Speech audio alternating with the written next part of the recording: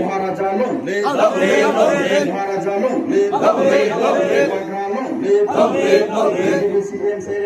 আসামের সকলদেরকে হাজার হাজার স্বাগত আশা বন্ধুদেরকে হাজার হাজার স্বাগত হাজার হাজার স্বাগত। ধন্যবাদ মিডিয়া বন্ধুদেরকে।